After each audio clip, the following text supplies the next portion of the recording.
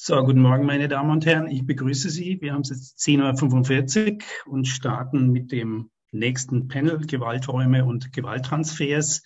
Since two of our panelists prefer to speak in English, I will switch into English now. And we have the situation that Jens Christian Wagner and we are co-hosts of this panel, and we share a little bit of our limited time.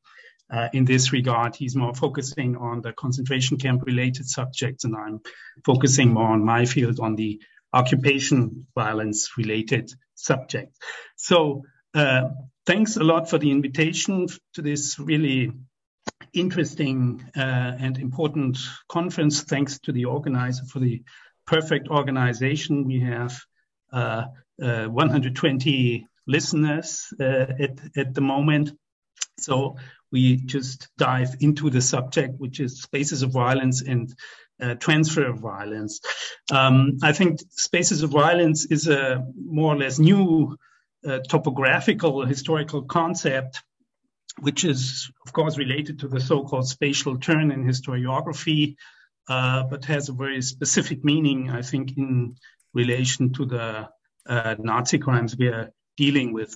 Actually, I see two concepts of spaces of violence. The one which we already spoke about during this conference is a more narrow sense of spaces of violence.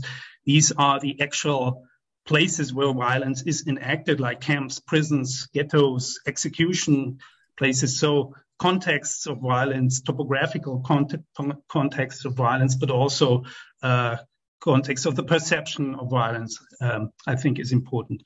But what is prevalent, I think, in historiography is a more wider perception of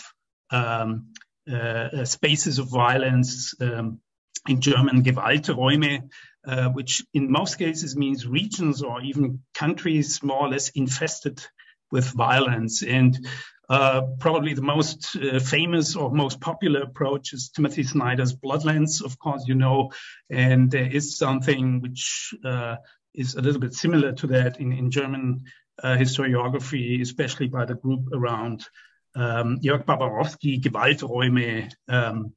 He had a research group on that. Actually, the wider concept is not so much related to material environment, to topography.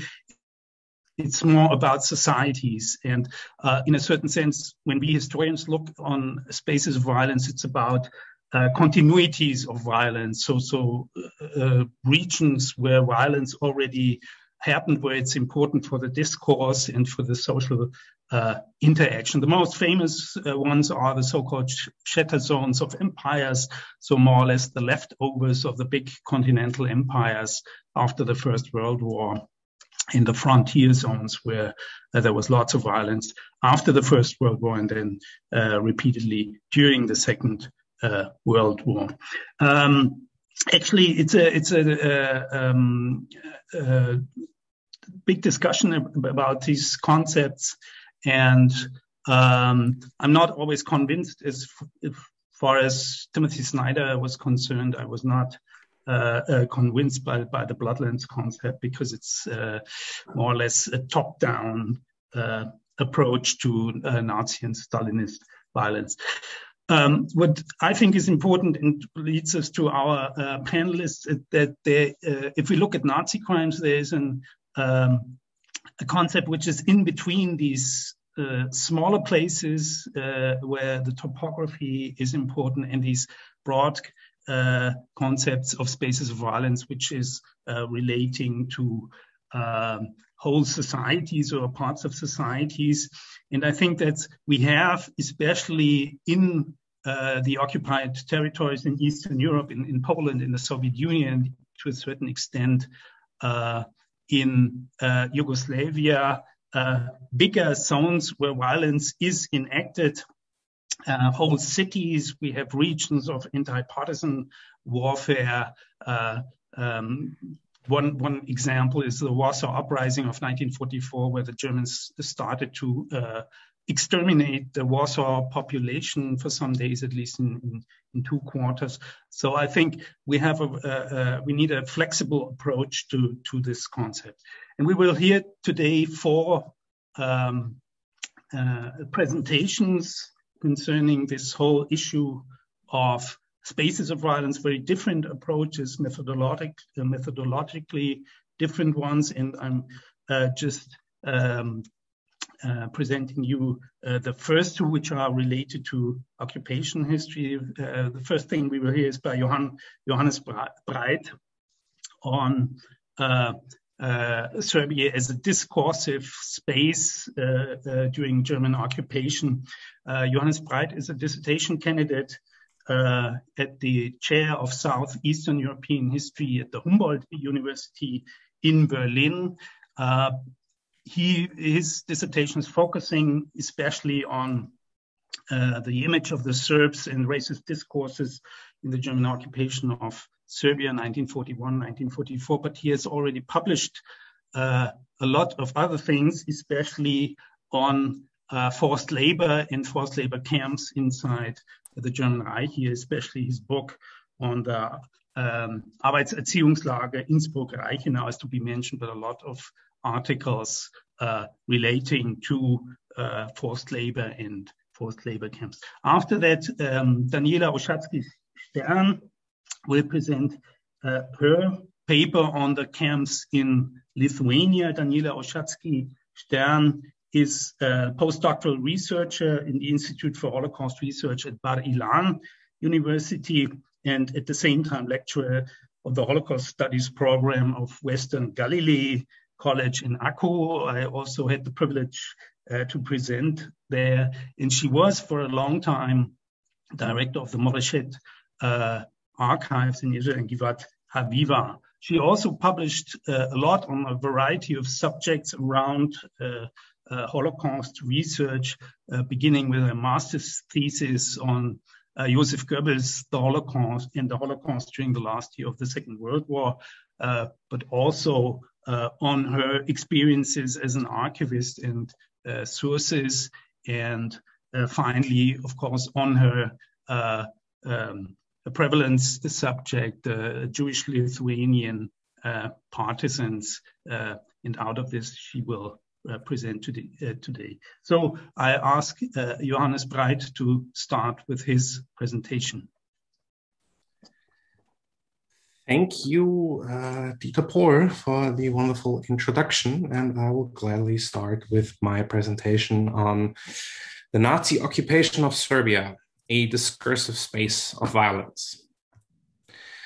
In May of 1941, early on in the German occupation of Serbia, the leader of the Wehrmacht propaganda detachment in Serbia, a man named Julius Lippert, wrote his first report on their activities. On the character of the newly occupied country, Lippert wrote, "The Serb is a born conspirator and subversive, who loves to walk the crooked path. As history demonstrated, the Serbian people will need to be led with measured strictness on a short leash. The Serb interprets goodwill and benevolence as weakness, which he will ruthlessly and violently exploit." Lippert's very first report from Serbia demonstrates how the Germans viewed and conceptualized the newly occupied country as a space of violence, meaning both a space that bred violence as well as a space that needed to be dominated by violence. World War II occupations in general can sensibly be conceptualized as processes of occupier-driven sweeping social and political change, underpinned by threatened and exacted violence. It follows that to grasp this process and the violence that underpins it, it is necessary to pay close attention to the German discursive conceptualizations of these spaces. Through an archaeology of knowledge, we can unearth what sort of images, ideas, stereotypes, and broader historical cultural discourses shape an occupation on a variety of social, political, and military levels. For the case of Serbia, such perspectives can shed light on, for example, the massive campaign of violence the Wehrmacht enacted in the summer and fall of 1941. Responding to a combined uprising of communist and nationalist forces, the German army instituted the policy of shooting 100 hostages for every killed German soldier and 50 hostages for every wounded German soldier. During the course of these shootings, until December 1941, the Wehrmacht murdered more than 10,000 people, not even including massacres like the one in Kraljevo and Kragujevac, where more than 2,000 people were also murdered. Foremost among those killed in these reprisal shootings were the country's male Jews, and as well as many Roma and Sinti. One major factor that influenced the sort of response to the uprising in Serbia is obviously anti-Semitism and anti-Ziganism. Additionally, however, what can also help us approach a better understanding is to consider how German discourse at the time constructed the Balkans and Serbia as a space. For in popular Western imagination, the Balkans generally, and Serbia specifically, had since their discovery in the 19th century always been viewed as a place of violence, deceit, and conspiracy. As historian Maria Todorova describes in her book Imagining the Balkans, there exists a Western discourse about the Balkan region that is widespread, pervasive, surprisingly resilient, and uniform over time. Todorova coined the name Balkanism for this phenomenon, both as a reference and homage to Edward Said's Orientalism. Balkanism essentially encompasses a construction of the Balkans as a space of eternal ethnic strife and violence, a brutal place where the men are hot-headed bandits or conspirators who plan royal assassinations. While the Balkans of this conceptualization too serve as a negative foil for how Western Europe envisions itself, unlike Said's Orient, the Balkan lacks decadence and deviancy. It is brutal, but not debauched. It is savage, but it could be civilized.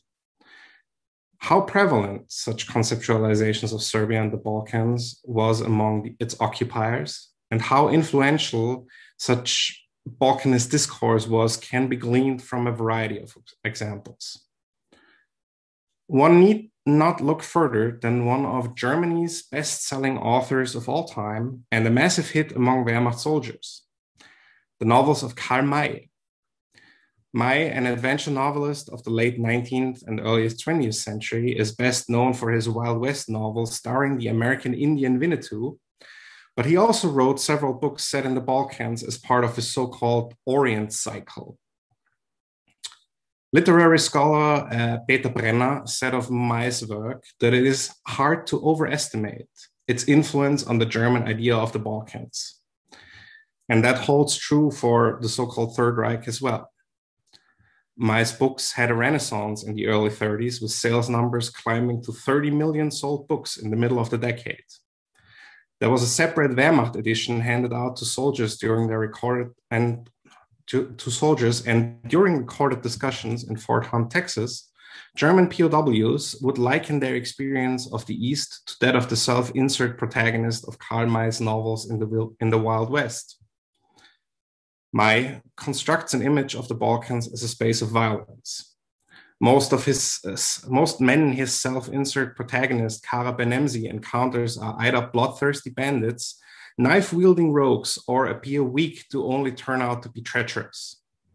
In one of the very first scenes of Durch die Schluchten des Balkan, the protagonist shows the appropriate response to Balkan treachery. He has his Arab manservant whip a treacherous local bureaucrat with his hippopotamus leather whip.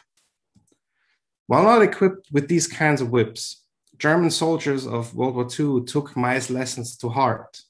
One army officer writes as much in a letter to the editor of the Berliner Illustrierte Zeitung in 1944, where he explains that in his experience of warfare on the Balkans, there was no better manual for partisan warfare than the books of Karl May. They gave him such a deep understanding of the kind of tactics necessary and the kind of enemies he would encounter, the officer writes. Another officer used the image of the treacherous Messerstecher to impress upon his unit the need to arrest all men of the town of Shabat and requisitioned the kitchen knives of all the town's households. But there is also more concrete historical examples of inspiration. In this case, one that also helps shed light on who the Germans targeted in Serbia aside from Jews and Roma.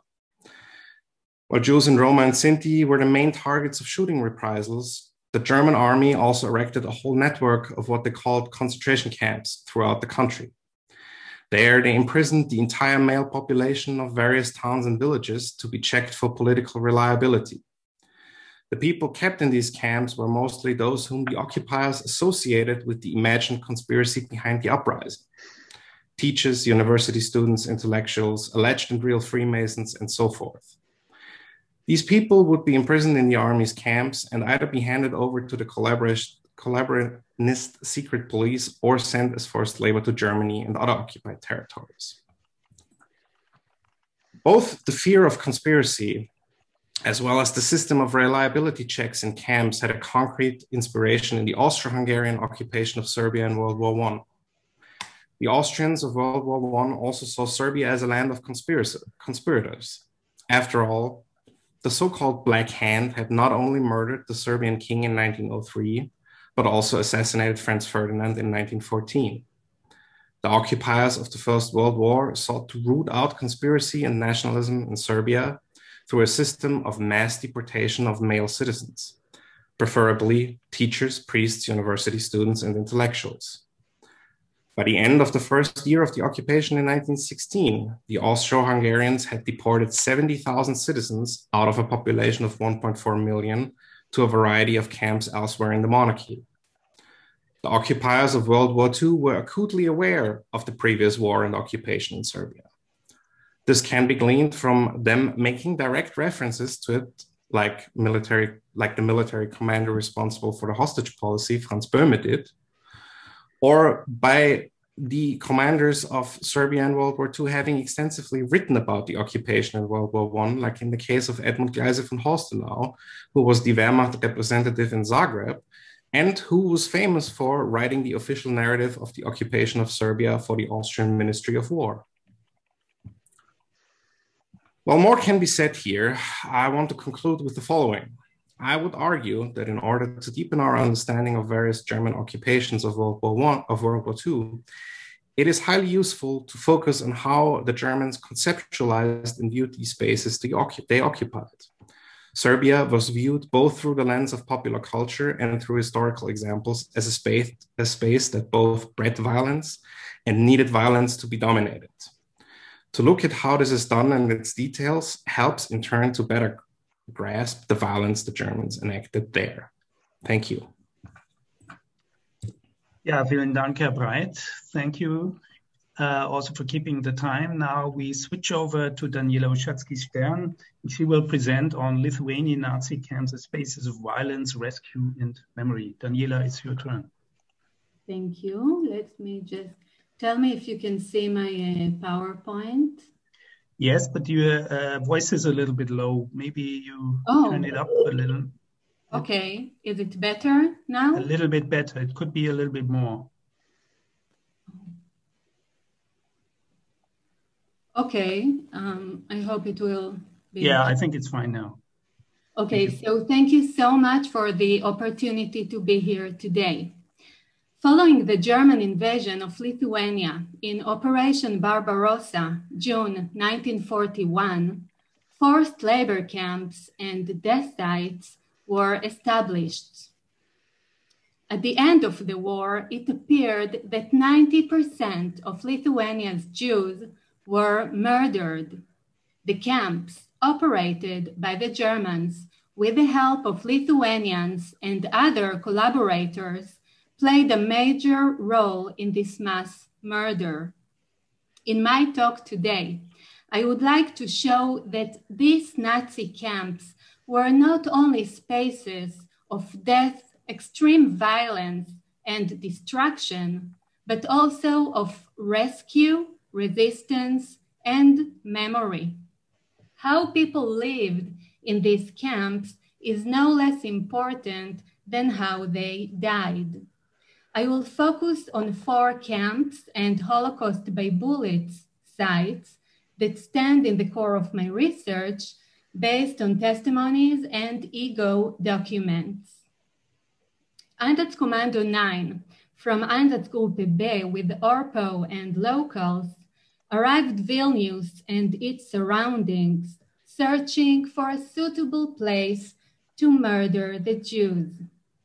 They encountered this beautiful forest, Ponar, which before the war was a place of leisure and holiday for the city's residents.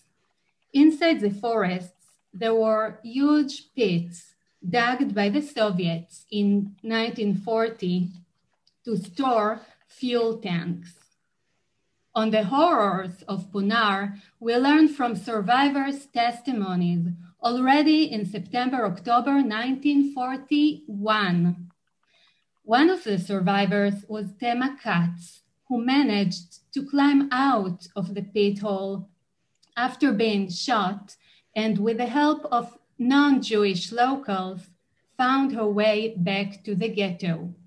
She told her story in the Vilna ghetto on New Year's Eve of 1942 in a large gathering of mostly young Jews. Interestingly, most of the survivors from Ponar were ordered by the Judenrat not to tell their stories in order not to arouse panic among the ghetto inmates. Kazimierz Sakovic from the village Ponar wrote an important diary in real time about what he witnessed happening next to his home. As he and his wife heard the gunshots, he recognized the need to document the events. But Ponar was also a place of resistance, which is rarely discussed in historiography. In the spring of 1943, the German administration in Lithuania decided to liquidate the remaining ghettos in the Vilna district. At the beginning of April, trains were loaded with about 4,000 Jews who ended up in Ponar. Few of them understood what was about to happen and collectively tried to escape, but most were shot and only about 30 managed to survive this escape. The most astonishing testimony about this event comes from Marian Maciejewski, a Pole who was the engine driver of that train. Upon arriving at Ponar, he saw drunk Lithuanians and Belarusians standing around holding guns. He witnessed dozens of women, children, and men starting to run around, blindly trying to escape. The perpetrators fired at random in a chaotic scene. It was like a hunt of people, he said. In that situation, of dozens of people shot and the injured laying around, Martin Weiss, the boss of Ponar, as he was called, was very calm, looking passively at everything and every now and then firing at the heads of victims. An act of rescue and resistance happened in Ponar on April 15, 1944, by 83 Sonderkommando prisoners. Their duty was to cover up the Germans' crimes by digging out dead bodies and burning them as part of Operation 1005. They performed a bold escape from the bunker in which they were held captive, you can see it in the photo, through a 35 meters long tunnel, if you can see it right here, that they dug secretly for about 3 months.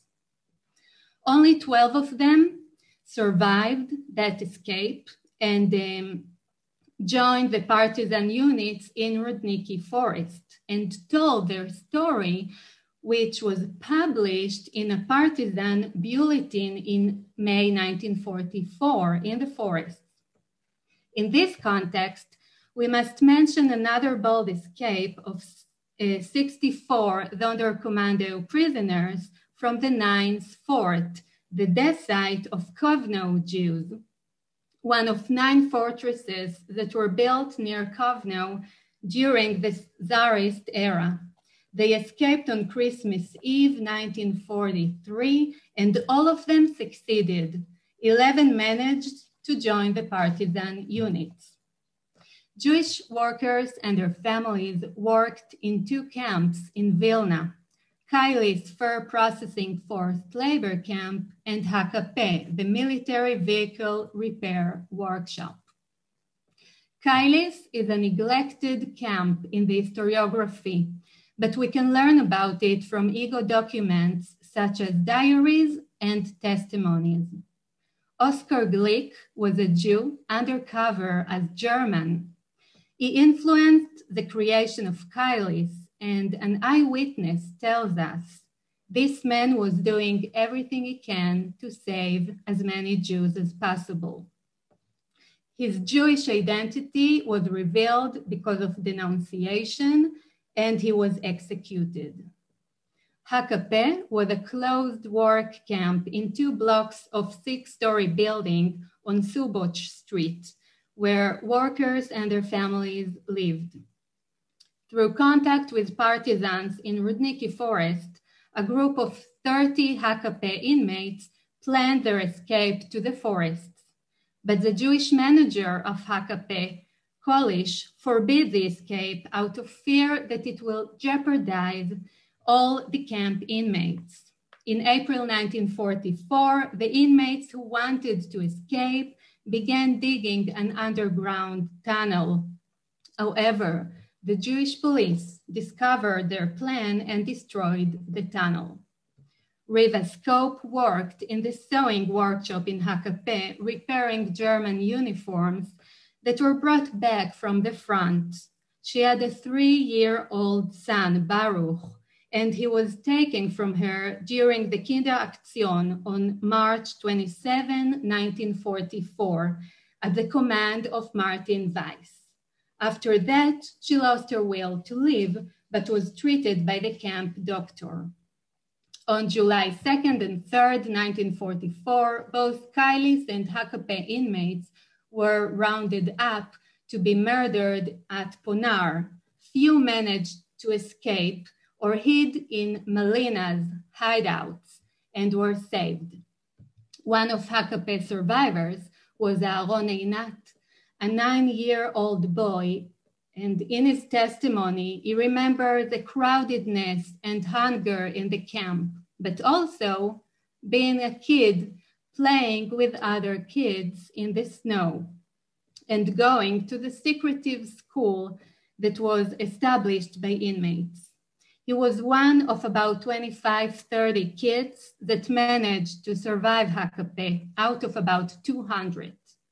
After serving decades in the Israeli army, Einat wrote a doctorate about everyday life in the Vilna ghetto.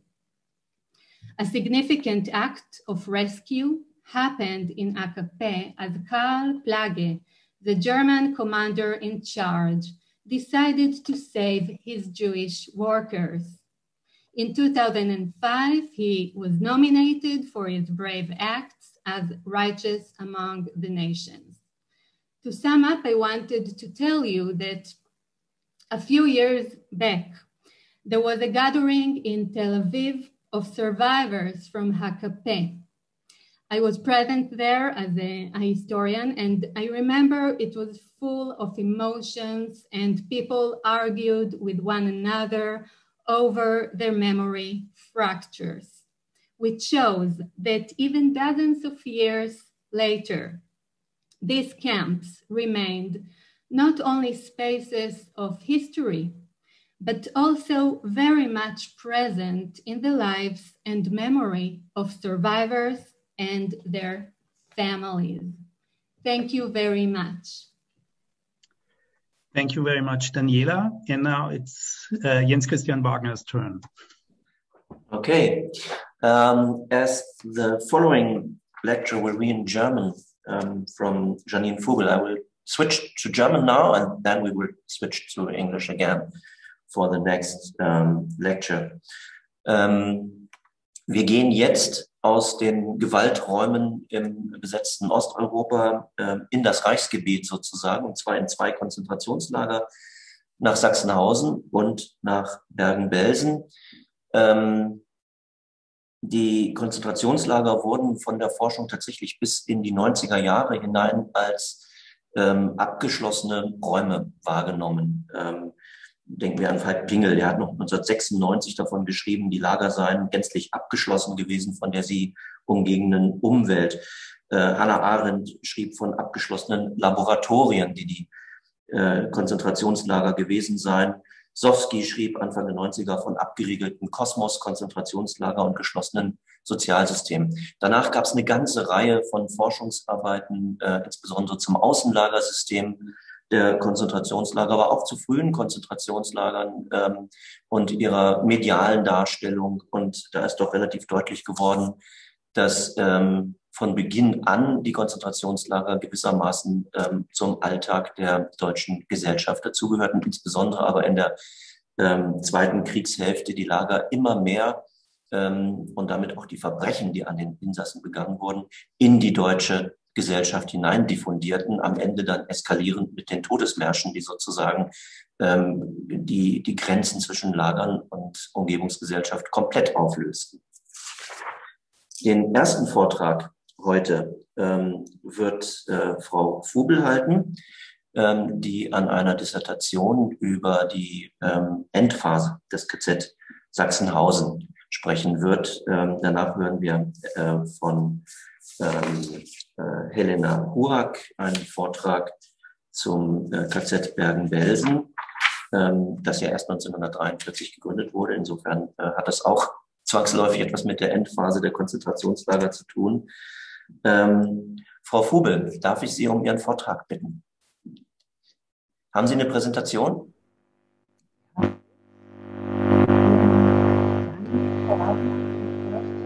Frau Vogel, man kann Sie ganz, ganz schlecht hören, oder ich jedenfalls nicht. Es gibt ein ganz merkwürdiges Brummen. Ist es jetzt besser? Sprechen Sie bitte nochmal. Besser? Ist es jetzt zu hören? Jetzt ist es deutlich besser, ja. Kopfhörer nicht. Okay. Also vielen Dank nochmal für die Vorstellung. Und bevor ich starte, auch von meiner Seite nochmal ganz herzlichen Dank für die pandemiebedingt sicher nicht ganz einfach zu organisierende Konferenz. Ich freue mich sehr über die Einladung, hier Teile meiner Forschung vorstellen zu können und möchte jetzt noch kurz den Bildschirm freigeben. Hat das geklappt? Ja, das hat gut geklappt. Wunderbar. Gut, dann starte ich. Liebe Teilnehmer, liebe Teilnehmerinnen der Konferenz. Die Überschrift unseres Panels lautet Gewalträume und Gewalttransfer. In meinem Vortrag werde ich heute den Schwerpunkt auf den Transfer von Gefangenen und Gewaltpraktiken in die und innerhalb der historischen Raumkonfiguration Evakuierungs- und Kriegsschauplatz Marktbrandenburg legen. Am 27. Januar 1945 begann sich die Ostfront sukzessive in diese Region zu verlagern und löste damit Befehle zur sogenannten Gebietsfreimachung aus. Im Rahmen eines Dissertationsprojektes untersuche ich die Räumungsphase des Konzentrationslagers Sachsenhausen. Konkret geht es um die Weisung, Akteure und Praktiken der Räumungsvorbereitung und Durchführung ab Januar 1945. Bis in den Mai hielt die SS dort noch an ihren Gefangenen fest. In der zweiten Aprilhälfte verschleppten die Wachmannschaften noch mehrere 10.000 von ihnen in die östlichen Kreise Mecklenburgs und in Richtung Theresienstadt. Innerhalb der Konzentrationslagerforschung wird stets auf die Frontnähe als situativen Auslöser der Todesmärsche verwiesen, ohne dem Kriegsschauplatz jedoch analytische Gewichtung zu geben. Die Quellenlage für den SS-Komplex Sachsenhausen als auch für den Kriegsschauplatz Marktbrandenburg ermöglicht es, eine Forschungsperspektive an der Schnittstelle der jüngeren Militärgeschichte mit der Holocaust-Forschung einzunehmen und den Konzentrationslagerräumungen so als Verbrechen in der deutschen Kriegsgesellschaft verortet zu untersuchen.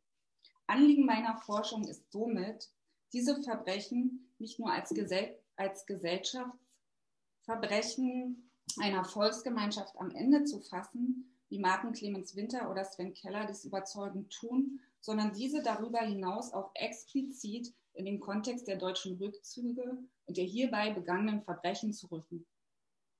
Der heutige Vortrag basiert auf 3 Grundannahmen, die ich Ihnen aufgrund des zeitlichen Rahmens nur kurz aufzählen kann.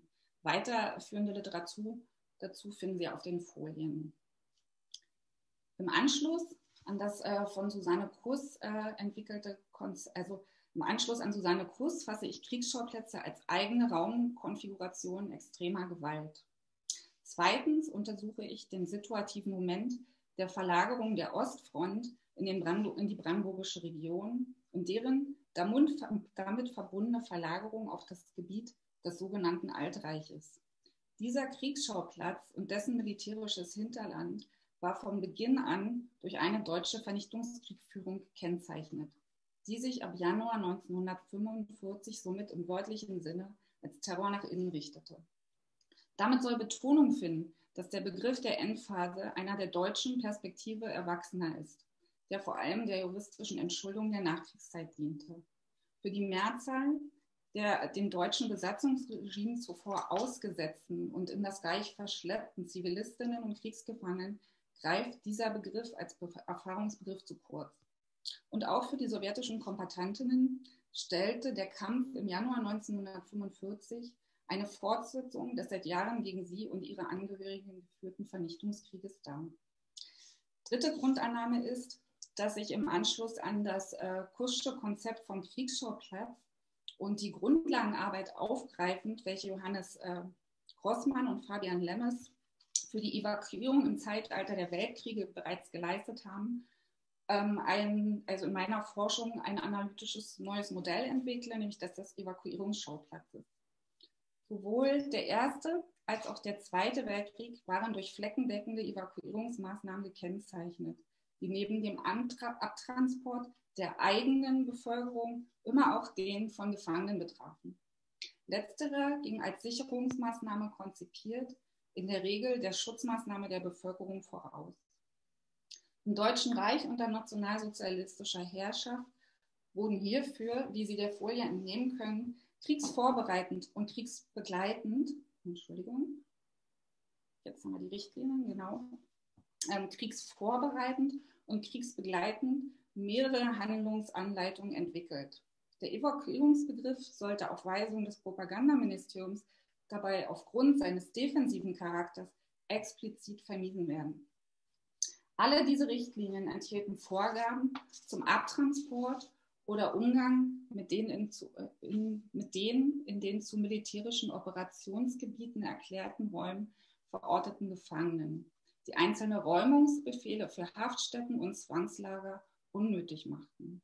Zentral war vielmehr die Ausgabe von anhand von vorher in diesen Richtlinien festgelegten Stichwörtern, wie auch der von Martin Clemens Winter bereits vorgestellte Räumungsbefehl des Konzentrationslagers Sachsenhausens bekräftigt. Sie sehen es auf der Folie. Das Codewort, welches im Anfang Februar 1945 erneuert wurde, lautete nun Sonnenburg. Und damit komme ich zu Aspekten des Räumungsgeschehens nach und in Sachsenhausen zu Jahreswechsel 1944-45. Zu Jahresende 1944 gab das Zuchthaus im ostbrandenburgischen Sonnenburg ca. 1000 polnische Gefangene an das Konzentrationslager Sachsenhausen ab. Die tschechischen Insassen wurden in das Konzentrationslager Mauthausen deportiert. Der Verbleib der ebenfalls im Zuge dieser als Auflockerung bezeichneten Maßnahme abtransportierten sowjetischen Insassen Sonnenburgs konnte bisher nicht geklärt werden. Auch die sogenannten Arbeitserziehungslager, welche in den östlich vor Berlin gelegenen Gebieten der Mark Brandenburg lokalisiert waren, gaben die sowjetischen Gefangenen zu dieser Zeit an andere Hafträume ab. Mit Blick auf das Vorrücken des militärischen Gegners wurden vor allem sowjetische und polnische, aber auch tschechische Insassen ab Herbst 1944 aus allen als von der Ostfront als möglicherweise bedroht erachteten deutschen Gefangeneneinrichtungen entfernt. In Reaktion auf die sowjetische Winteroffensive waren am 21. Januar 1945 auch die Insassen des Gefängnisses der deutschen Sicherheitspolizei, welches der Gestapo gleichzeitig als sogenanntes Arbeitserziehungslager für Männer in Posen diente, in das Hauptlager des Konzentrationslagerkomplexes Sachsenhausen verschleppt worden. In der zweiten Januarhälfte erfolgte außerdem der Abtransport von über 1000 Gefangenen der Gestapo-Lager, welche die Dienststelle in Frankfurt-Oder in den ostbrandenburgischen Ortschaften Drez und Schwetig unterhielt, nach Oranienburg. Ihre Verlagerung stand im Zusammenhang mit der als Räumung bezeichneten kriegsbedingten Evakuierungsmaßnahme deutscher Gefangeneneinrichtungen. Aufgrund der erzwungenen Rückzüge erreichten zu dieser Zeit außerdem Gefangene und deren Wachpersonal Oranienburg, der bereits aufgegebenen oder sich ebenfalls in Räumung befindlichen östlichen SS-Komplexe. Aus Auschwitz wurden laut heutigem Forschungsstand Mitte Januar schätzungsweise 2000 Insassinnen in Richtung Sachsenhausen rückdeportiert. Wie viele von ihnen aufgrund der brutalen Vorgehensweise der nachträglich als Todesmärsche und Todeszüge bezeichneten Transporte in Oranienburg lebend angekommen sind, lässt sich aufgrund fehlender Dokumente der Lagerstatistik nicht mehr rekonstruieren. Die Insassinnen und Insassen der genannten Haftstätten und Zwangslager wurden von ihren Wachmannschaften westwärts und mehrheitlich zu Fuß nach Oranienburg-Sachsenhausen getrieben. Dort wurden sie entweder zum Zwangsarbeitseinsatz in der Region Berlin-Brandenburg oder auf andere SS-Komplexe verteilt. Als sowjetische und polnische Verbände Ende Januar 1945 an die Oder vorrückten und diese an einigen Stellen bereits überqueren konnten, wurden die noch verbliebenen sowjetischen Kriegsgefangenen im Konzentrationslager Sachsenhausen aus den beiden ihnen zugewiesenen Baracken geholt. Ca. 30 von ihnen, vor allem höhere Dienstränge der Roten Armee, wurden erschossen. Der Verbleib der restlichen, noch wenigen sowjetischen Insassen konnte bisher nicht geklärt werden.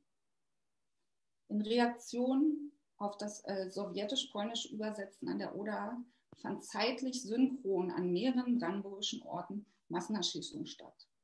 In der Nacht vom 30. zum 31. Januar wurden über 150 Insassen des Konzentrationslagers Sachsenhausen, über 800 Gefangene des Zuchthauses Sonnenburg, über 1500 vor allem jüdische und als nicht marschfähig selektierte KZ-Insassen in Lieberose von SS- oder Polizeikommandos erschossen. 80 ebenfalls als marschunfähig erachtete Insassinnen des Gestapo-Lagers in Schwetig wurden zu dieser Zeit bei Verlassen des Geländes in der Krankenbaracke in Brand gesetzt. Als einige der eingeschlossenen Gefangenen den Flammen zu entkommen suchten, wurden sie erschossen. Praktiken des Holocaust by Bullet bzw. des Holocaust vor Ort, wie Bernd Weißbrot diese fasst, kamen nun in Brandenburg zum Einsatz. Dies überrascht nicht, denn der Kriegsschauplatz Markt Brandenburg hatte sich Ende Januar 1945 mit dem Operationsgebiet der Heeresgruppe Weichsel zu einem, wenn nicht sogar zu dem Kriegsschauplatz der SS und der Polizei entwickelt. Darüber könnte ich vielleicht später, also im Anschluss nochmal reden, also warum ich denke, dass das ein zentraler Kriegsendschauplatz der SS-Polizei ist. Dafür bleibt jetzt leider keine Zeit. Ich möchte stattdessen nochmal darauf hinweisen, dass im Zuge der Frontnähe hatten SS und Polizei das Gelände ihrer brandenburgischen Haftstätten oder Teile davon als groß angelegte Killing Sites genutzt und verübten bei deren Aufgabe Massaker an als gefährlich oder marschunfähig erachteten Gefangenen. Das Hauptlager des SS-Komplexes Sachsenhausen in Oranienburg entwickelte sich, wie aufgezeigt werden konnte, zu Jahreswechsel 44/45 zu dem Aufnahme- und Transitlager am Raum Brandenburg. Die Grenzen zwischen den Gefangeneneinrichtungen, der Justiz, der SS und der Gestapo verschwammen dabei zunehmend. Die 3 Repressionsebenen des NS-Terrorsystems, welche zuvor auf eigene Hafträume zurückgreifen konnten und diese voneinander abzugrenzen suchten, wuchsen zum Jahreswechsel kriegsbedingt zunehmend zu einer Repressionsebene zusammen. Hinzu kam, dass die strikte Trennung in Männer- und Frauenkonzentrationslager nicht mehr aufrechtzuerhalten war. Bereits im Oktober 1944 waren Sachsenhausen Außenlager des Komplexes Ravensbrück verwaltungstechnisch unterstellt worden. Ab Februar 1945 wurden kranke und als arbeitsunfähig erachtete Frauen in das Oranienburger Hauptlager gebracht, dort ermordet oder in einem als Frauenlager gesonderten Bereich isoliert. Auch diese Entwicklung stand im direkten Zusammenhang mit den Vorbereitungen für den sogenannten EFA- bzw. A-Fall der SS-Polizei in den östlichen Gebieten des Deutschen Reiches und den als Ostgaue eingegliederten Gebieten. Ziel meines heutigen Vortrags war es, und damit komme ich zum Ende, pointiert herauszustellen, dass das Räumungsgeschehen der SS und der deutschen Sicherheitspolizei bestimmten Handlungsanweisungen als Skripte der Gewalt gefasst folgte. Der Begriff Hybridität stammt ursprünglich aus den Naturwissenschaften. Er verweist auf eine Mischform von zwei vorher getrennten Systemen. In den Geschichtswissenschaften ist der jüngst von Wakeman-Wade-Byrne zur Beschreibung des Janowska-Lagers im Wurf verwendet worden, um die unterschiedlichen Funktionen dieses SS-Komplexes herauszustellen. Im Anschluss an meinen Vortrag würde ich mit Ihnen gerne die Frage diskutieren, ob es insbesondere für die Jahre 1944-45 nicht erforderlich wäre, den Blick über die Konzentrationslagergrenzen hinaus auf das gesamte Lager- und Deportationssystem der SS und der deutschen Polizei in seinen kriegsbedingten Kooperationen zu richten. Und sollten hierbei nicht auch die Verschränkung mit den Gewaltpraktiken, die das militärische Hinterland der Ostfront bereits seit Jahren, zu Teilen aber auch der Westfront seit 1944 gekennzeichnet hatten, in den Fokus gerückt werden? Da ich in diesem Jahr mein Forschungsprojekt abschließen möchte, bin ich sehr dankbar für die hier im virtuellen Raum der Konferenz vertretenen Expertisen und freue mich auf Ihre Fragen und vor allem kritischen Anmerkungen im Anschluss. Vielen Dank. Vielen Dank, Frau Vogel. Vielen Dank auch dafür, dass Sie uns schon eine Frage gewissermaßen für die Diskussion mitgegeben haben. Wenngleich ich anmerken möchte, dass ich diese Frage ganz am Ende eher als rhetorisch wahrgenommen habe. Aber trotzdem können wir gerne danach darüber diskutieren. We will now switch to our last lecture from Helena Huak about the Bergen-Belsen concentration camp and the experiences of Hungarian Jews who were deported to Bergen-Belsen. Helena, the floor is yours. Thank you. Hopefully you can hear me and hopefully you can see my presentation as well. Yes. Thank you. Okay. So, the title of my presentation is The Hungarian Deportees' Spatial Experiences in Bergen-Belsen. Bergen-Belsen occupies an unusual place in the history of the Nazi camp system.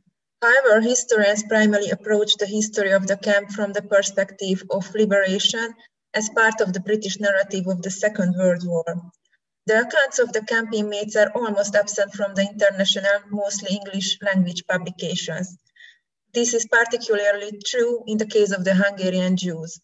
This paper would like to be a Hungarian contribution to the scholarship of Belsen, which is currently heavily dominated by British sources.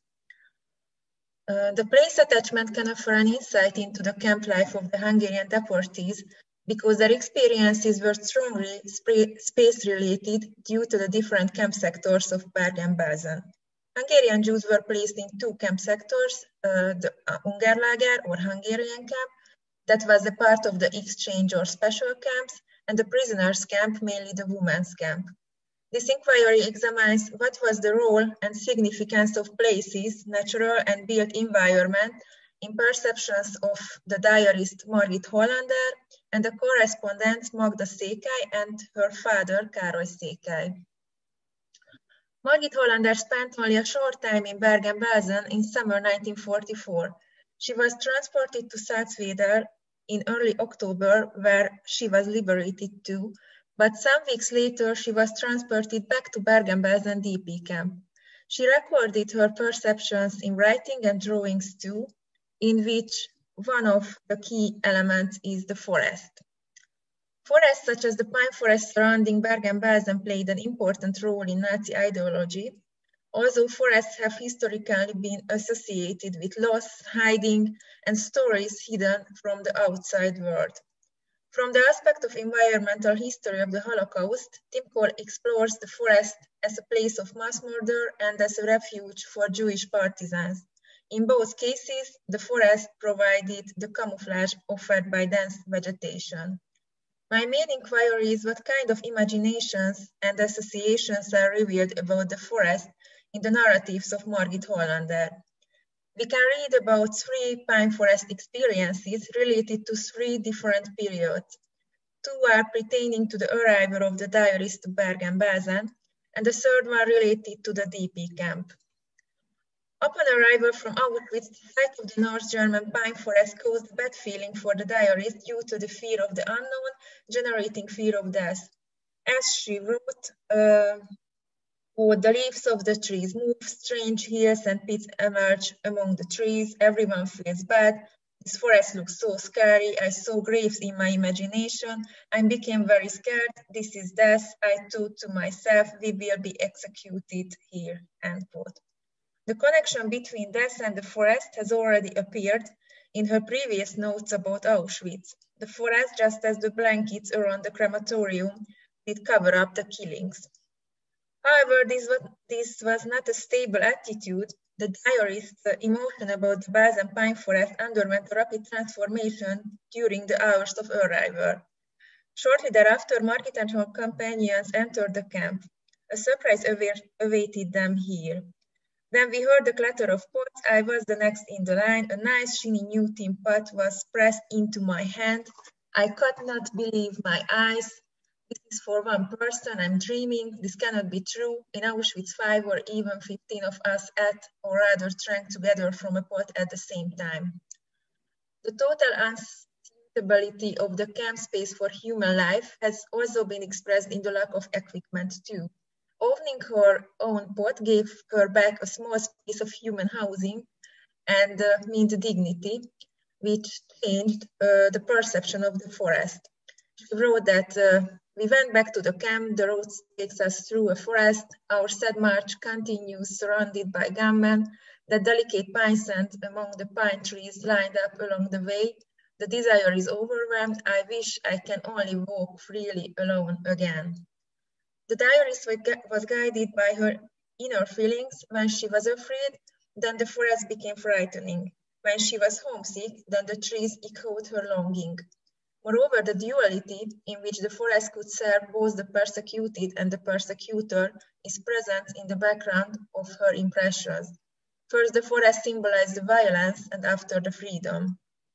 It's worth mentioning that the forest means not only a visual, but also an odor experience. The extreme landscape suggests seeing is the basic perception we have to examine to understand the experiences of deportees. However, non-visual senses were also dominant in the perception of these traumatic spaces of persecution. By returning back to the diary, on the 3rd note, the pine forest enchanted a picturesque setting around the DP camp. The forest got rid of being the scenery of death. Margit wrote, I like to roam with Manzi. There are such beautiful landscape, beautiful forest roads in the camp. It is waste. The camp is like a city on the edge of the forest, especially in the evenings when the lights are on along beautifully paved roads. This meant a more civilized environment for the survivors compared to their experiences in the latest months. The pine forest became what it would have been without the camp, a pleasant natural environment. The camp's typical color was gray, the color of the barrack, the muddy, dusty lager roads, and yard. After the building was destroyed, the landscape was covered by vegetation and became green. However, in Bergen-Belsen, the green site had already existed in parallel with the concentration camp before the artificial landscaping because of the forest islands of the Lüneburg East. In Margit Hollander's drawing, the gray colors of the crematorium and the green of the pine trees symbolically express the 2 realms of Holocaust landscape. In the transnational state of being in DP camp, the deathscape and the post-Holocaust landscape slip into each other in her drawings, most spectacularly through colors. The next story covers two different parts of the camp. Károly Székely and Magda Székely arrived from Budapest in December 1944, but they ended up in two different sectors of the camp. Károly was placed as a labor serviceman with a Schutzpass in the Hungarian camp. Here the supply and the conditions were better compared to the prisoners' camp, the women's camp, where Magda lived. The 40 letters were written between December 1944 and March 1945. In April, Károly was evacuated and Magda died. As a result, only the letters that she wrote to her father have survived. While there are numerous indications of communication and letter writing inside the camp in testimonies, the letters themselves were not saved, so this source is very unique. I know only another example from the Netherlands. The letters report on their meetings by the barbed wire fence between the two neighboring sectors. The communication between the camp sectors was forbidden, but in the spring of 1945, there was overcrowding and control over spaces had decreased. The encounters by the fans had an undoubtedly enormous emotional effect on Károly and Magda. Their meetings created a so-called positive place in the negative environment. This was possible in this hostile place because place attachment behaviors are not necessarily territorial. Territoriality is based on ownership and control of space, but attachment to places is an effective proximity maintaining bond that can be expressed without the underlying purpose of control. The outbreak of typhus increased restriction on movement and eliminated the positive place within the camp. Magda wrote about the quarantine on the 28th of February. As she wrote, "Unfortunately, we can't leave this place at all for a while. This is a so-called quarantine barrack. I don't know why they brought us here because, thanks God, we are fine. I would love to fly into your arms, but there is a gate here with a German guard. No one can leave this place, not even for work. I don't know how long it will last." Magda Székely's letters show how difficult this separation was for two people who were related, mainly for a father who knew that his daughter was being held under worse conditions on the other side of the barbed wire.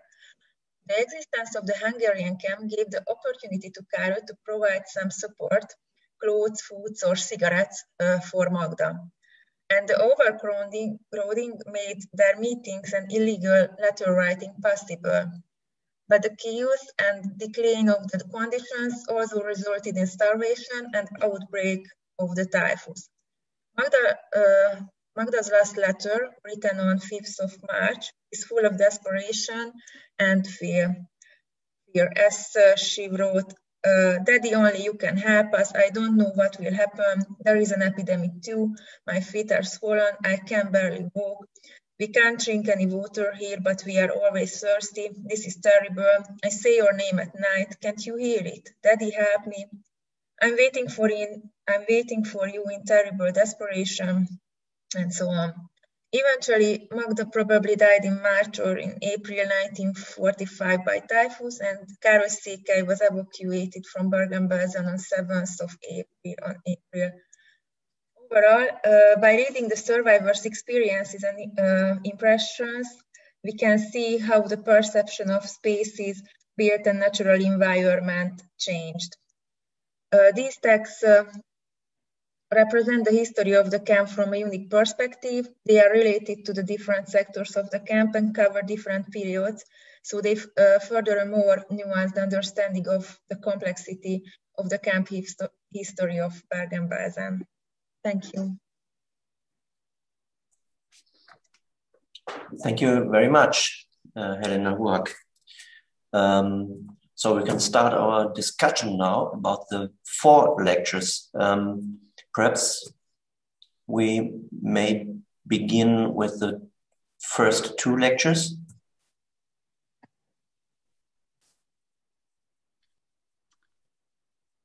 Yeah, maybe if you allow me to comment on the first 2 lectures, like we have agreed on.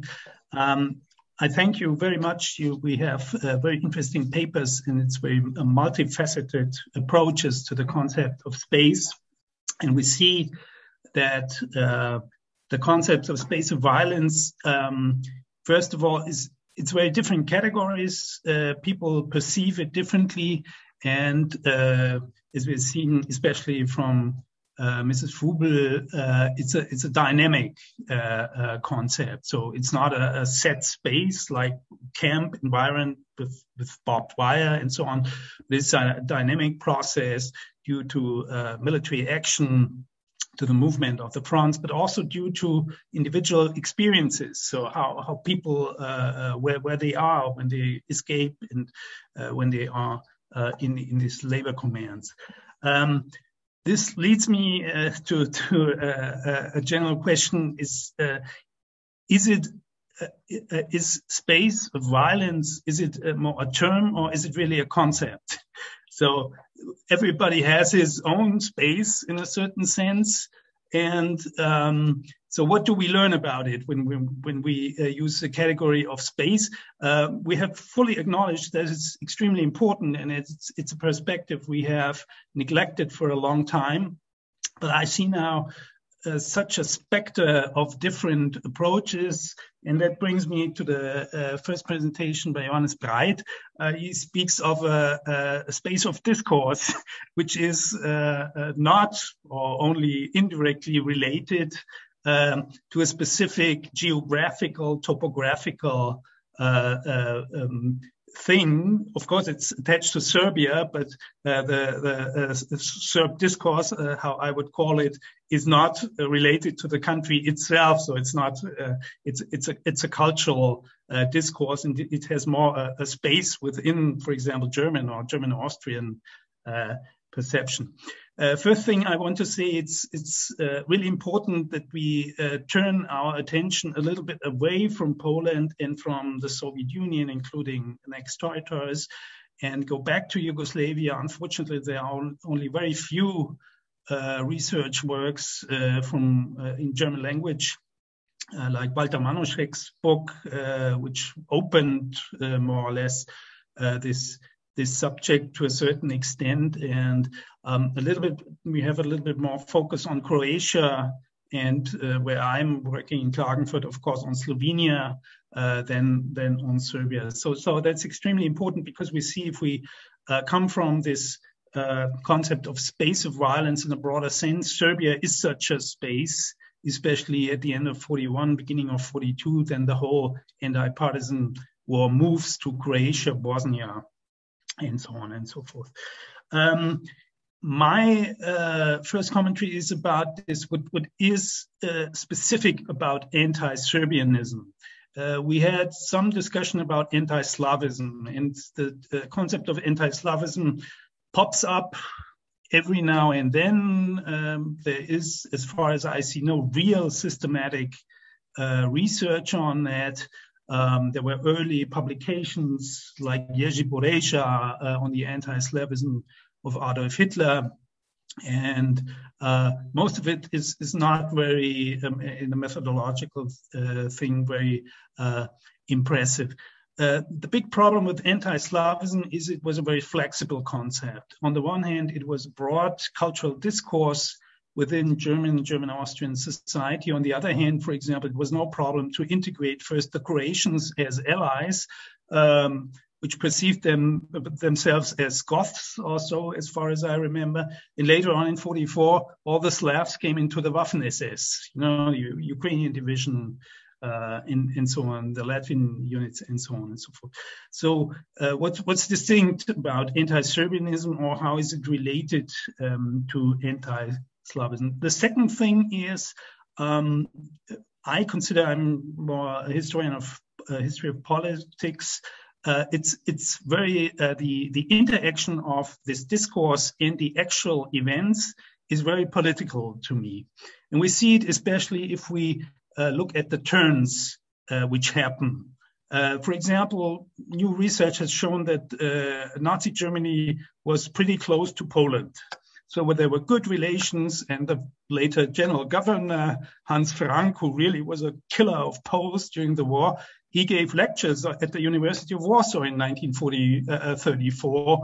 And when Pilsudski died in 35, it was a big thing on the first page of the Völkische Beobachter and so on and so forth. But what happened in 38, 39, this completely switched, and it ended up in outrageous violence. So we have to explain that. So how come first the Poles, they're Catholics, they're good anti-Bolshevists, they are in a certain sense close to us, and then in 39, everything is different. So they will be deported, killed, and so on and so forth. And to a certain extent, the situation is different in Serbia, but we also shouldn't forget that Yugoslavia entered the tripartite pact, was an ally of Germany, and Yugoslavia in 1940 even introduced an anti-Semitic law, the numerus clausus for students, which has been overlooked for a long time, when it was a democracy and not too close to Germany. So again, we have this switch.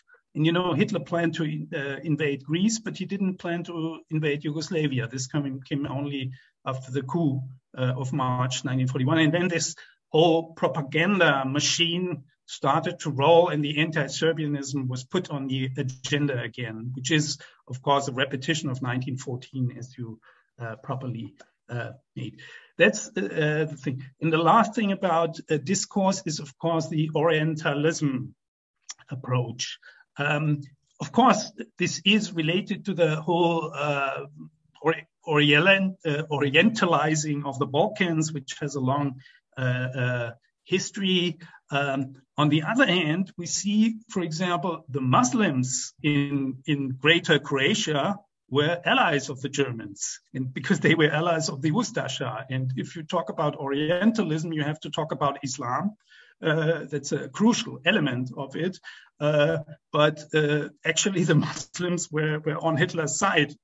Of course, that's the propaganda view, which is not true. And they suffered a lot, by the way, because as we know now, tens of thousands, or maybe more than 100,000 Muslims were killed by the Chetnik movement, which was culturally much closer to the Germans, but it was an enemy. So in the final thing, and that's of course most important, is the relationship between the discourse and the actual violence. So this is of course a big problem, because as you underlined, the discourse was going on for 200 years. Sometimes it was violent. Austrian occupation of Serbia, especially you mentioned in 1915, 1916, but it didn't have to be. So what's the actual meaning? And one thing I want to mention is that you for sure know that among the first Shabbat's hostage killings, there were lots of German and Austrian Jews. This was the first mass murder of Austrian and German Jews. Most of the historians don't know that. It was not in Kaunas, not somewhere else. It was in Yugoslavia where the first German Jews were killed en masse, because these were refugees which got stuck on the so-called Kladovo transport and so on. And so they started to shoot Germans in a certain way. Of course, for the Wehrmacht people, it was Jews. So that's a big conceptual problem. How do we come from, earlier we said ideology to action. Now we say from discourse to action. How is it related? Then some remarks on Daniela's paper, also very impressive, about Lithuania, which in a certain sense has to be considered as a space of violence in total. If you look at the map and all these mass graves and mass execution sites, so that's what I mentioned before, that in Eastern Europe, we cannot restrict our spaces of violence to ghettos, camps, prisons, and so on. It's going beyond it. But what interests me in this relation is, if you look at this iconic places like Ponar and 9th Four, how relevant were they for the contemporary society then? So you said the Judenrat suppressed the information about this place, but for sure there were rumors or something like that. And this was marked in a certain sense, don't go there, or this is the place where they all die, and so on and so forth. On the one hand, for the Jews, this was extremely dangerous, but how did the Poles and the Lithuanians, and Vilnius is a more Polish city than Lithuanian at that point. So what did it mark? The second thing, Helena Hurak thankfully already addresses the forest. The forest is a very important element, and unfortunately, until today, as far as I see, there's only one article on the German forest protection. The German foresters who cared for the forests in Eastern Europe and were, of course, closely related to hidden Jews, for example, or to partisan warfare. The big forests in northeastern Poland, in the Baltics, in Belarus, and so on. So forest, I think, is a central element, as has been properly outlined, both of killing, because it's a remote place where you cannot see anything, and of rescue. And of course, this is related to partisan action, which is your field of specialty. And finally, you addressed that in the beginning, but in the end, we didn't hear much about, is about memory. And we have in Lithuania, with Soviet Lithuania, we have official memory of both the Kaunas 9-4 and Ponar, but we also have regional memory, we have societal memory. And if you could say something about that, and also the question whether there are different memories, Jewish, Polish, Lithuanian, about it. That was my commentary on these two papers. Thank you. Thank you, Dieter Bull. That was a very comprehensive comment, and there were a lot of questions to the two lectures at the beginning of our panel, and also to Helena Hurak. Perhaps you would like to answer now? And I will start right away and say Dieter Bull is asking the very big questions in the case of how do we arrive from discourse or ideology to action. And I think this is something that in the end is one of these central questions that stands in every or with every work that deals with ideology or discourse. And it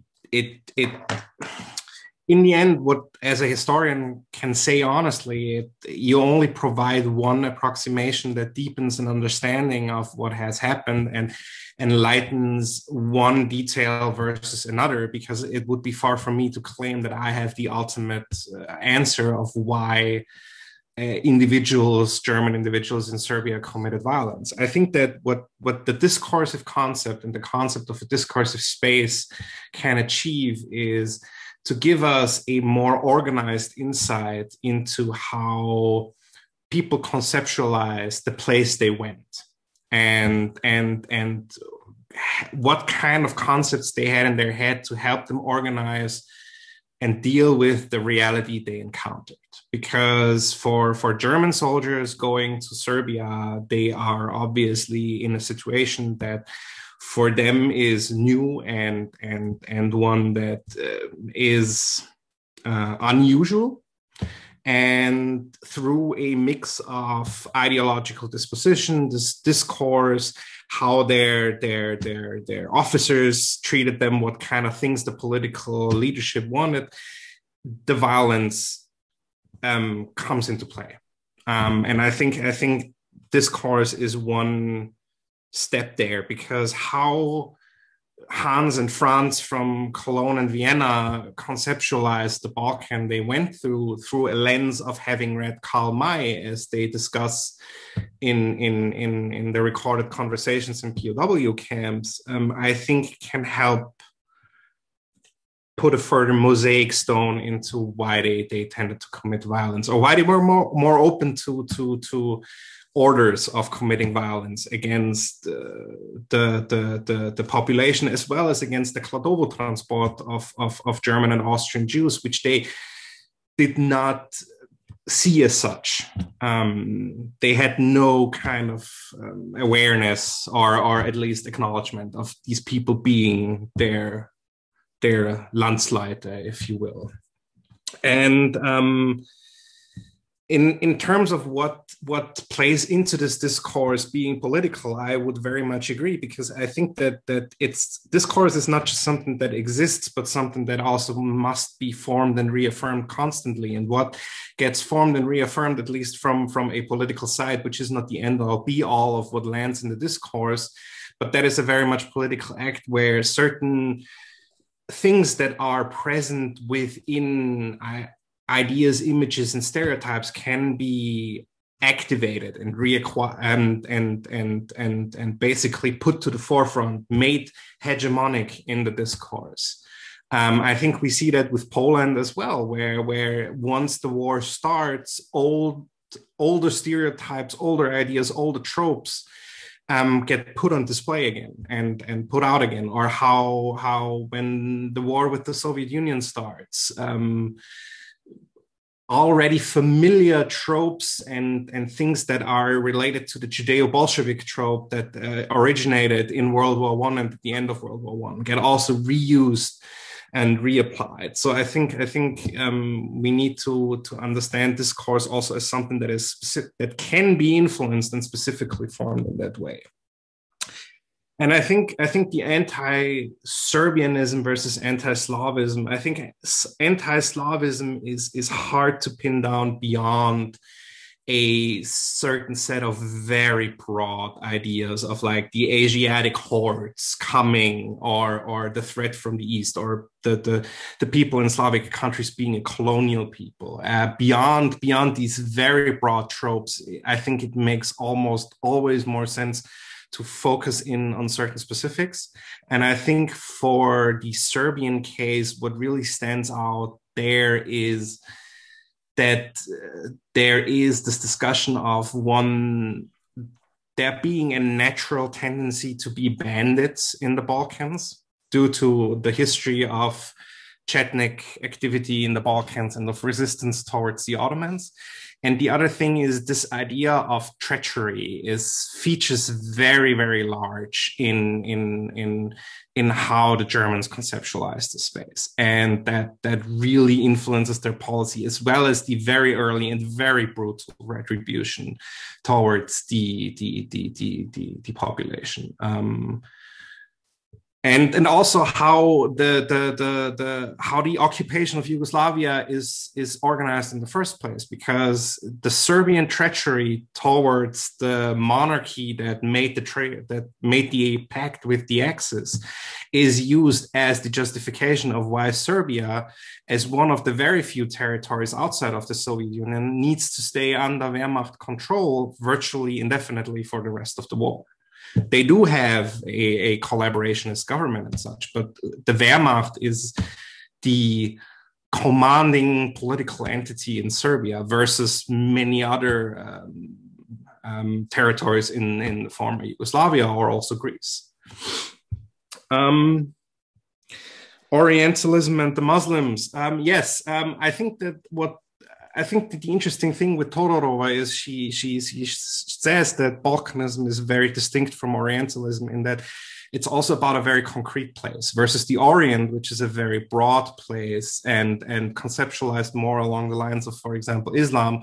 The Balkan is a very concrete place that can be, to a certain degree, pinned down geographically, in contradiction to the Orient, which is never easy to pin down geographically. And concerning the Bosniaks and their alliance with the Ustasha or with Hitler, I think that's also something that's slightly difficult to pin down, because the lack of a central leadership of Bosniaks, and also a very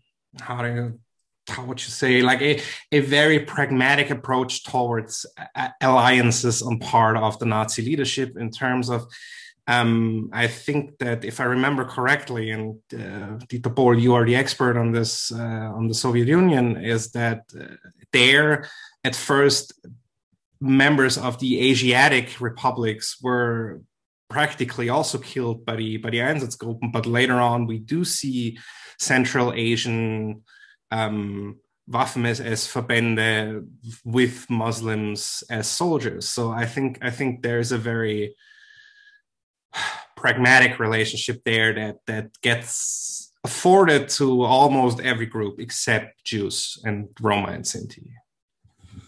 I'm going to leave it here. I'm open to more questions, but in the interest of giving the other people also time to answer the questions, I'm going to leave it here. Thank you. So, Daniela, it's your turn. May I? Yes.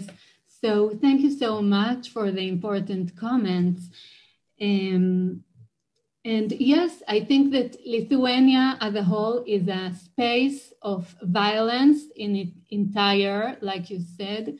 But when we are looking and examining certain places like Ponar and the Ninth Fort, which are perhaps the most famous places of Holocaust by bullets, which was the main execution method in Lithuania, we can see the social dynamics.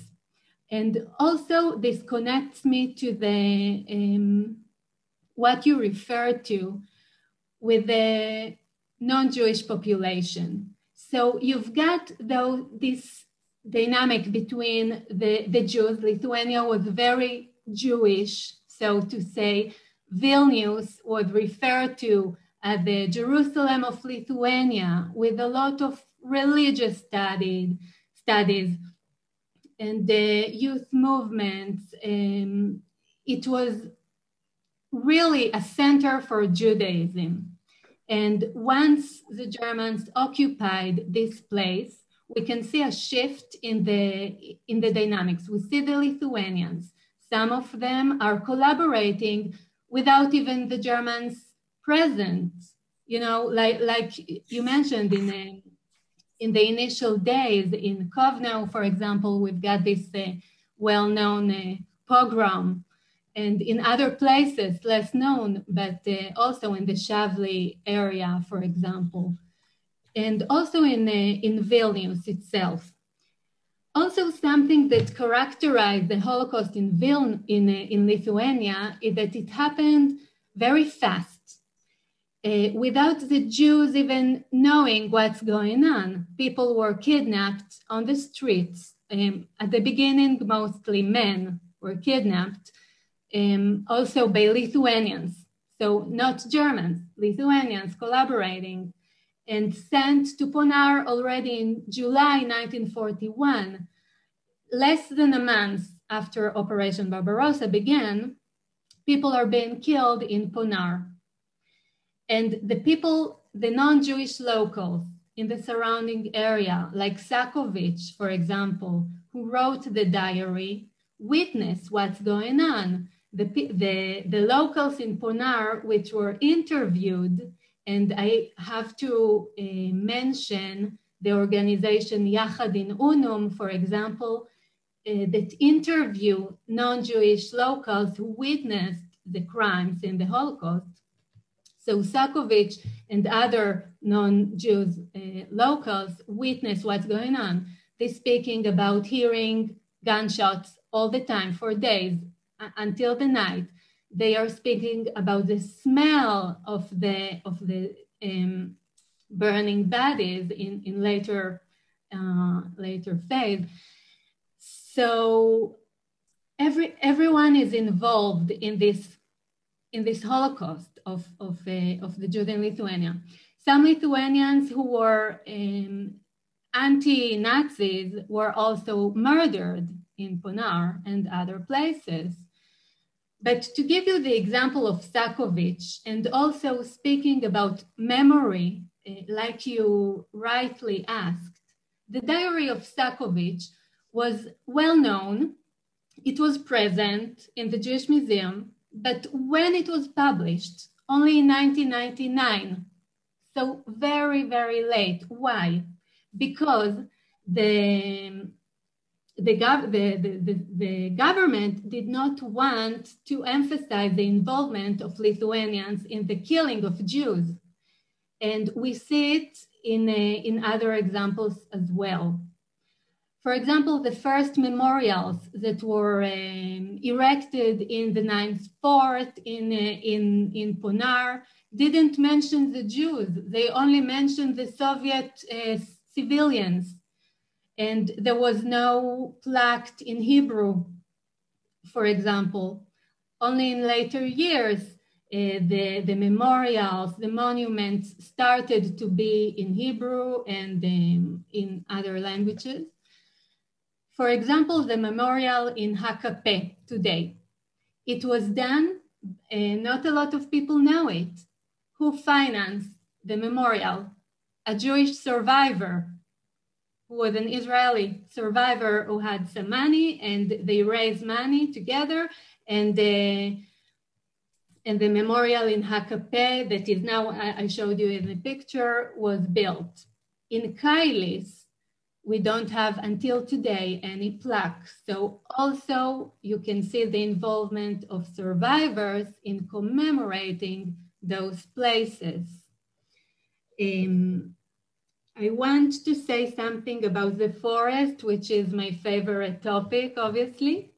We see a direct connection between the forest, the Soviet partisans, the Jews in the Soviet partisan units and the Lithuanian partisan units, and the death sites.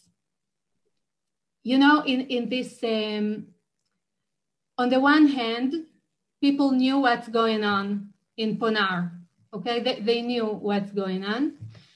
And in this HaKapeh survivors gathering that I was talking about at the end of my lecture, some of the survivors accused Jewish partisans for not attacking Ponar. They said, you were in the forest, you had weapon. Why you didn't attack Ponar? Why you didn't do anything? You can see the you know, the accusations, the dynamics. And another thing about that is that, I mean, I showed you also documents from the forest about Ponar, right? You know, this Zavolnosht, this newspaper that was issued in the forest by partisans, that is the first official documentation about Ponar, probably. It was also published not only in the Soviet Union, but also arrived to London, for example, and was published there. We have the escapees from the Ninth Fort. Also, they went back to the ghetto and to the Kovno ghetto, and later arrived to the forest, to the Rudniki forest, and joined the partisans. But while in the ghetto, they wrote their story, which we have. It's in the Jewish Museum in Lithuania, in Vilna. So they told their fresh memories already in the ghetto and the forest. And of course, later in testimonies of survivors. I can say a lot more, but I see that we are running out of time. So thank you so much. Thank you. It's now Jens Christian's turn. Yes, okay. Let's stay in the forest. There aren't only forests in Eastern Europe and in Poland, but also in Germany, at least in the Lüneburg Heath. Helena Huak, would you like to add something to Dieter Pohl's remarks to the forest as a space of violence and as a symbol?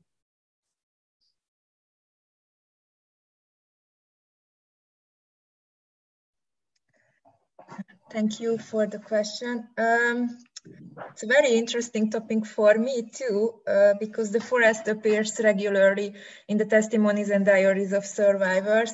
And it's a very common remarks that the deportees who arrived from Auschwitz to Bergen-Belsen, they compared the two camps because of, they wrote that Bergen-Belsen was a concentration camp as well. But this was different for them because of the existence of the forest. So the forest affected positive feelings on them, but this is the scene of violence too, because the survivors has bad experiences related to the forest as a place of killing site. But in the testimonies of the Hungarian survivors, maybe the violence, the forest as a place of violence is not too frequent motifs, so it's not too often. Thank you. By the way, now I'm located at Buchenwald. That's a forest too. We've got two questions in the chat, one from Martin Clemens Winter, and the other one from Claudia Bade.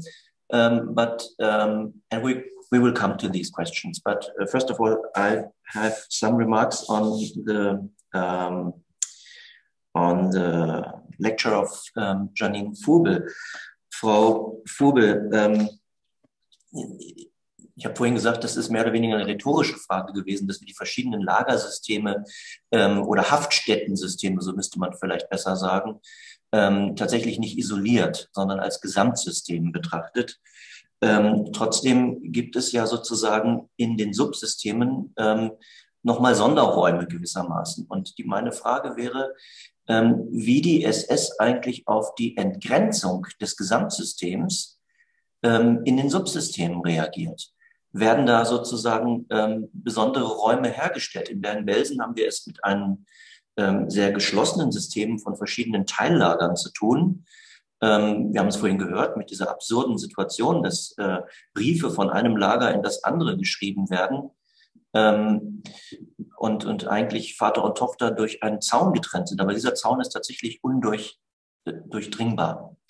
Wie sieht das in Sachsenhausen aus? Wie reagiert die SS darauf? Und dann haben Sie, finde ich, sehr überzeugend vorgetragen über die verschiedenen Räumungstransporte aus den sehr unterschiedlichen Haftstätten nach Sachsenhausen. Sie sind aber nicht darauf eingegangen, dass aus Sachsenhausen ja auch Transporte herausgehen. Wenn wir bei Bergen-Belsen bleiben, es gehen im Februar 45 etwa 10.000 Häftlinge, werden gewissermaßen ausgesondert in Sachsenhausen, weil sie nicht arbeitsfähig sind, vielleicht auch, weil sie nicht marschfähig sind in Bezug auf die geplanten Räumungstransporte. Die werden nach Bergen-Belsen gebracht und kommen übrigens dort fast alle ums Leben. Es handelt sich überwiegend ja um ältere Menschen, die dann nach Bergen-Belsen überstellt werden, hauptsächlich politische Häftlinge. Das würde mich interessieren. Also wie reagiert die SS sozusagen im Subsystem im Grunde auf die Auflösungstendenzen? Ja, vielen Dank für die Frage. Ich fange mal mit der zweiten an. Also ich gucke mir ja explizit jetzt in meinem Vortrag, also nicht in der Dissertation, da greife ich da zeitlich wesentlich weiter aus, aber in meinem Vortrag wirklich diesen Jahreswechsel an und mache einen Cut Ende Januar.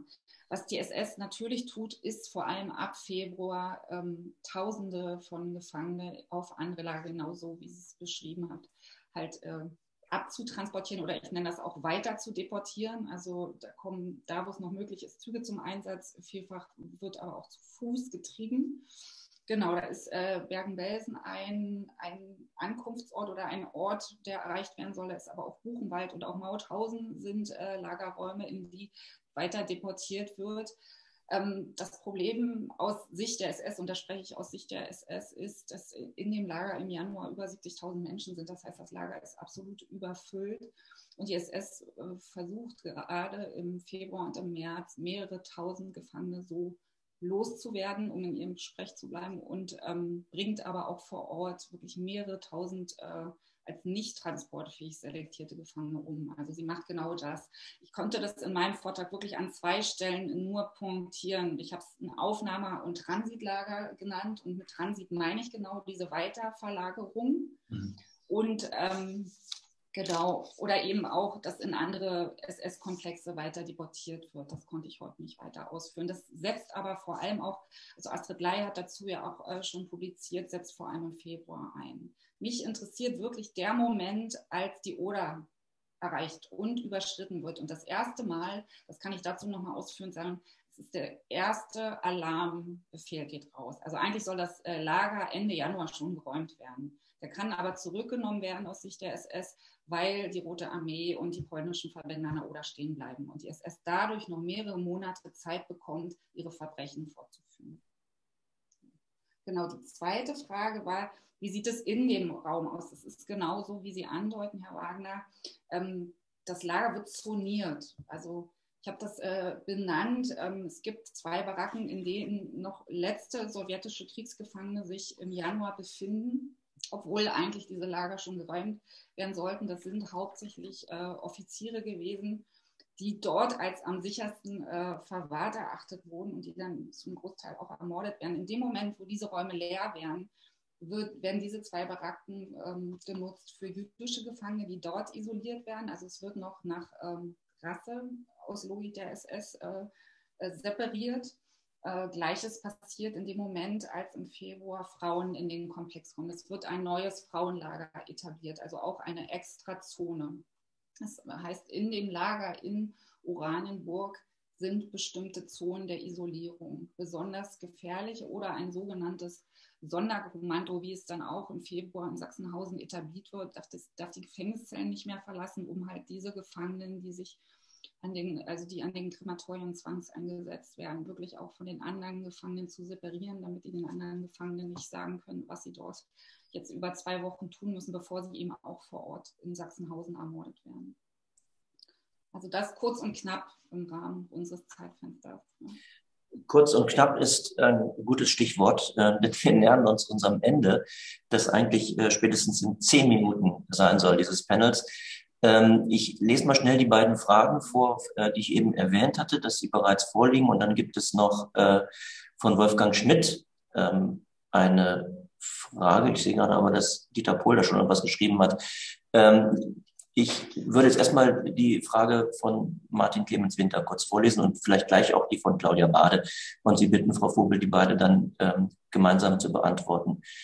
Martin Clemens Winter fragt, vielen Dank für den wichtigen Hinweis auf die verschiedenen Befehle, aber bezeichnet als Skripte der Gewalt, Fragezeichen richtig zitiert, trifft es das so ganz? War nicht zum Beispiel der A-Fallbefehl eher eine administrative Rahmung, in Klammern Verantwortung der Lager auf die HSSPF, die dann erst in der Durchführung selbst konkretisiert wurde und welche Rolle zum Beispiel dieser Befehl letztlich in der konkreten Gewaltsituation des Todesmarsches vor Ort hatte, wäre vielleicht auch noch einmal gesondert zu fragen. Und Frau Bade fragt nach dem Wehrmachtsrepressionsapparat. Also Sie haben sich ja sehr stark fokussiert auf den Polizeiapparat und auf die Justizhaftlager. Wie sieht es mit dem Wehrmachtsrepressionsapparat aus? Diese beiden Fragen zunächst mal. Vielen Dank also an die beiden sehr präzisen Fragen. Ich würde mit der zweiten anfangen wollen, weil ich da also wirklich nur kurz was zu sagen kann. Also der Umgang mit Kriegsgefangenen ist, finde ich, eine der Leerstellen gerade für das Kriegsende. Dazu liegt keine Publikation vor, also wie die eben auch durch den Raum noch getrieben werden zum Schluss. Anhand von Funksprüchen lässt sich nachvollziehen, obwohl die eben auch, Sie haben das in Ihrer Frage ausgeführt, gerade das Ersatzheer ja unter Befehlsgebung von Himmler gestellt wird und er delegiert das weiter an Gottlob Berger. Die SS sich dafür verantwortlich zeigt und die Gefangenen eben auch abtransportiert werden und es eben auch sehr gewaltvolle, aber nicht so gewaltvolle Transporte wie diese Todesmärsche der Konzentrationslager sind. Also das ist ein offenes Forschungsfeld, mit dem ich mich auch nicht befassen kann und konnte bisher, was unbedingt erforscht werden muss. In den Funksprüchen, die ich ausgewertet habe 1945, wird das immer getrennt behandelt. Also KZ-Gefangene und Polizeigefangene sind eine Kategorie und die andere Kategorie sind die Kriegsgefangenen. Das vielleicht als Antwort auf diese Frage. Also es gibt dafür unterschiedliche Befehle, die im Funkspruchraum kursieren. Zu der Frage von Martin Clemens Winter, vielen Dank. Ich habe schon fast geahnt, dass ich die bekomme und ich freue mich, weil ich da wirklich auch noch mal ein bisschen was zu sagen möchte und das ja bisher nicht tun konnte aufgrund des Zeitrahmens. Also absolut, du hast recht, der A-Fall war eine Rahmung, die sich mit dem Unterstellungsverhältnis befasst hat, ein kurzer Befehl, den Himmler im Juni 1944 rausgegeben hat in Reaktion auf die alliierte Landung in der Normandie, viel präziser sind. Und das finde ich eigentlich für meine Forschung auch wirklich die spannenden Befehle, also der sogenannte U-Fallbefehl und der sogenannte SS-Fallbefehl, die als Handlungsanleitung seit Mai 1944 von der SS-Führung ausgearbeitet und bis Oktober 1944 auch überarbeitet worden.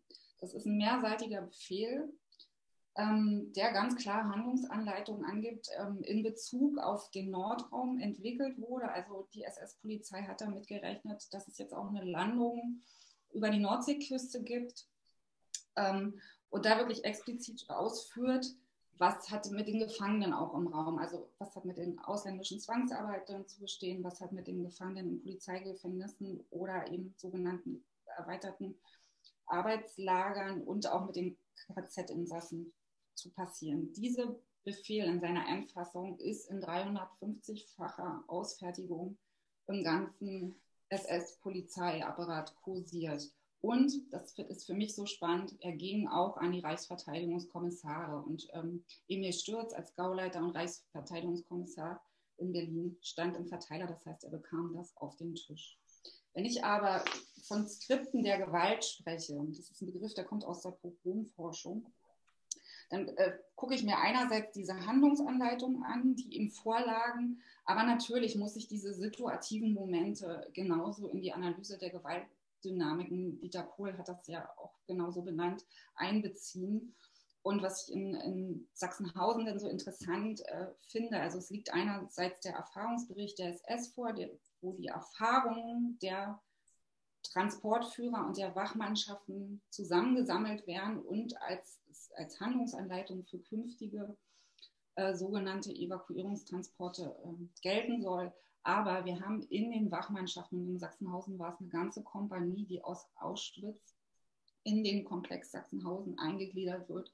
Und die haben diese Transporte zuvor aus Auschwitz nach Sachsenhausen durchgeführt. Das heißt, es ist beides. Es ist einerseits liegen diese Befehle und auch diese Skripte und Erfahrungsberichte vor. Andererseits haben wir die Personen, die ihre Erfahrungen aktiv einbringen und in dieses Geschehen.